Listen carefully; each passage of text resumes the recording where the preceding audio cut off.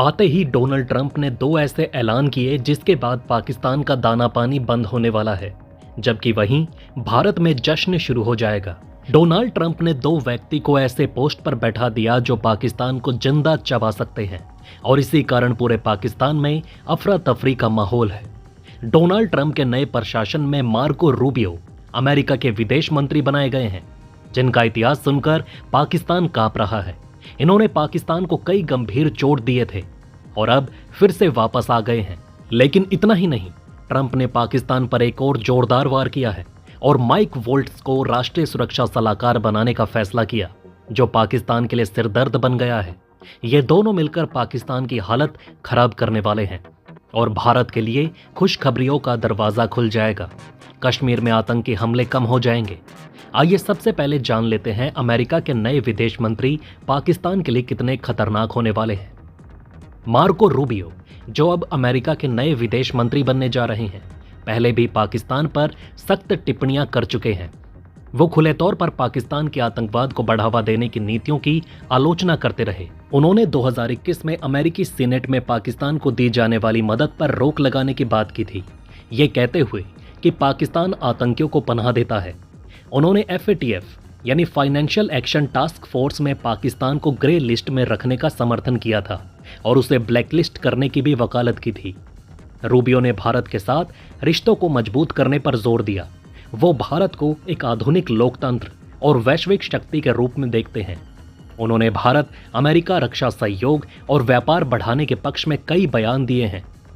2019 में जब अमेरिकी सीनेट में एक प्रस्ताव लाया गया था कि पाकिस्तान को आतंकवाद का गढ़ घोषित किया जाए, मार्को रूबियो ने इसे जोरदार समर्थन दिया।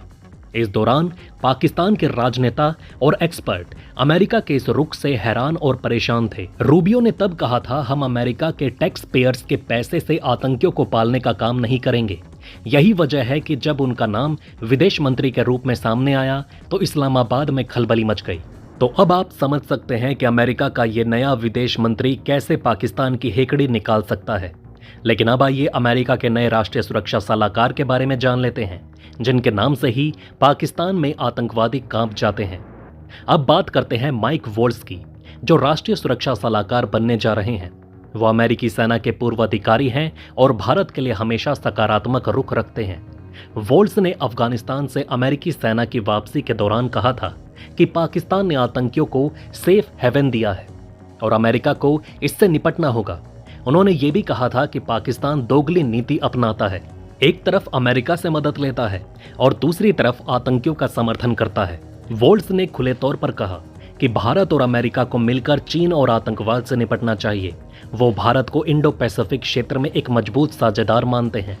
वोल्ट्स ने कहा था कि अगर पाकिस्तान ने अपनी हरकतें नहीं बदली तो अमेरिका उसे उत्तर कोरिया जैसा अलग थलग देश बना देगा। तो इस तरह से ट्रंप ने जो नए कैबिनेट बनाए हैं वो भारत के लिए काफी सुकून देने वाला है, जबकि चीन, पाकिस्तान और बांग्लादेश जैसे देशों के लिए खतरे की घंटी है। अब जब रूबियो और वोल्ट्स जैसे सख्त नेता ट्रंप के प्रशासन का हिस्सा होंगे तो पाकिस्तान को यह डर है कि उसकी आतंकवादी फंडिंग के चलते उसे FATF की ब्लैकलिस्ट में डाला जा सकता है। यह पाकिस्तान के लिए बहुत बड़ा झटका साबित होगा। ट्रंप पहले ही पाकिस्तान को झूठा और धोखेबाज देश कह चुके हैं। 2018 में उन्होंने ट्वीट किया था, हमने पाकिस्तान को अरबों डॉलर दिए और बदले में हमें धोखा मिला। ट्रंप एक ऐसे अमेरिकी राष्ट्रपति हैं जो सरेआम पाकिस्तान की खाल खींचने के लिए जाने जाते हैं।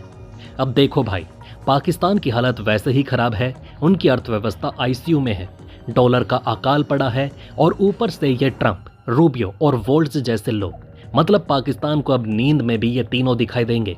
पाकिस्तान का आगे क्या हाल होगा आप सभी सोच सकते हैं।